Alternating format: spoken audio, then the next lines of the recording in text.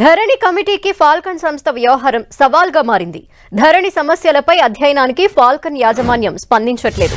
ధరణి portal design చేయడంతో పాటు records ని ఫాల్కన్ సంస్థ డిజిటలైజేషన్ చేసింది.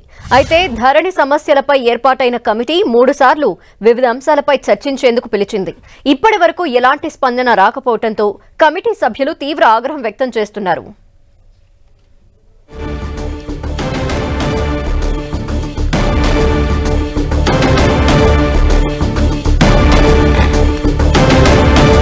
ధరణి కమిటీకి ఫాల్కన్ సంస్థ వ్యవహారం సవాల్గా మారింది. ధరణి సమస్యలపై అధ్యయనానికి ఫాల్కన్ యాజమాన్యం స్పందించట్లేదు. ధరణి పోర్టల్ డిజైన్ చేయడంతో పాటు రికార్డ్స్ ని ఫాల్కన్ సంస్థ డిజిటలైజేషన్ చేసింది.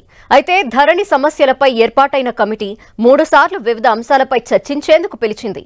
ఇప్పటి వరకు ఎలాంటి స్పందన రాకపోవడంతో కమిటీ సభ్యులు తీవ్ర ఆగ్రహం వ్యక్తం చేస్తున్నారు. మరిన్ని డీటెయిల్స్ మా ప్రతినిధి ప్రతాప్ అందిస్తారు. ప్రతాప్, మరి ధరణి కమిటీ సభ్యులు ఏం చేయబోతున్నారు ఈ విషయంలో ఇప్పుడు? ధనలక్ష్మి, ధరణికి సంబంధించి ముఖ్యంగా ఈ భూ లావాదేవీల విషయంలో గత ప్రభుత్వం తీసుకొచ్చిన ధరణి వల్ల చాలా ఇబ్బందులు ఎదుర్కొంటున్నారు. ముఖ్యంగా రైతులు కానీ భూములకు సంబంధించిన రిజిస్ట్రేషన్ల విషయంలో కానీ చాలా వరకు కూడా ల్యాండ్స్ అనేది కూడా దాని కండిషన్స్ ఇబ్బందికరమైన పరిస్థితులు ఉన్నాయి. కాబట్టి వీటిని అన్నింటినీ కూడా సరిచేయడం కోసం ధరణి దానిపైన కూడా ఒక కమిటీ వేయడం జరిగింది. ప్రభుత్వం మారిన నేపథ్యంలో సీఎం రేవంత్ రెడ్డి ఒక కమిటీని వేయడం జరిగింది. కాంగ్రెస్ పార్టీకి సంబంధించిన కిసాన్ సెల్ ఉపాధ్యక్షుడు, జాతీయ ఉపాధ్యక్షుడిగా ఉన్న కోదండరెడ్డితో పాటు మాజీ ఐఏఎస్ రేమండ్ పీటర్ కానీ, అదేవిధంగా ఇప్పుడు నవీన్ మిట్టల్, ఇట్లా కొంతమంది నేతలు ధరణికి సంబంధించిన ల్యాండ్ల పైన అవగాహన ఉన్న నేతలతో కూడా ఒక కమిటీ వేయడం జరిగింది. ఆ కమిటీ ఇప్పటికి కూడా వరుసగా సమావేశాలు అవుతుంది. దీనికి సంబంధించి ధరణిలో ఉన్న ఏవేవైతే లోపాలు ఉన్నాయో వాటికి సంబంధించి దాన్ని అధిగమించాలి, వాటిని పరిష్కరించాలని చెప్పేసి వాటిని అధ్యయనం చేస్తుంది. దానికి సంబంధించి ఇప్పటి వరకు కూడా 3 సార్లుగా సమావేశం జరగడం జరిగింది.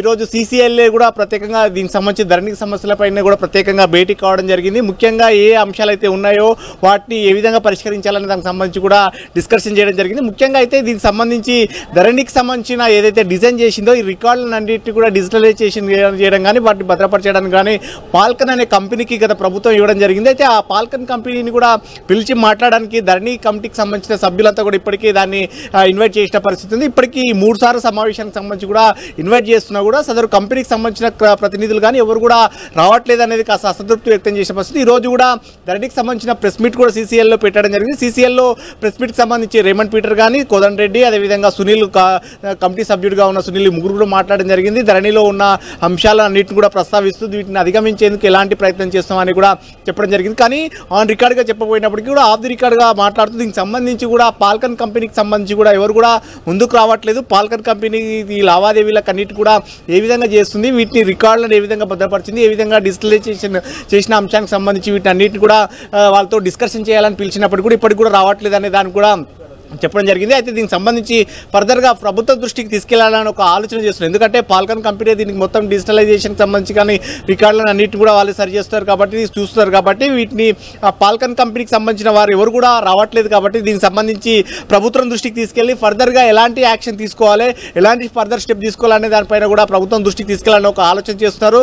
సో ఇప్పుడున్న అంటే మరోసారి కనుక అంటే నెక్స్ట్ ఫర్దర్ మీటింగ్కి సంబంధించి కూడా ఫాల్కన్ కంపెనీ నుంచి ఎవరు రాకపోతే కనుక ఖచ్చితంగా సీరియస్ యాక్షన్ తీసుకోవాలని ఒక ఆలోచన చేస్తుంది. ప్రభుత్వం దృష్టికి తీసుకెళ్లి ఫర్దర్గా ప్రభుత్వం ఎలాంటి నిర్ణయం తీసుకుంటుందో సూచన ప్రకారంగా వారిపైన యాక్షన్ తీసుకునే ఆలోచనలు అయితే కమిటీ ఉందని కూడా చెప్పవచ్చు. ధనలక్ష్మి. Thank you Pratap.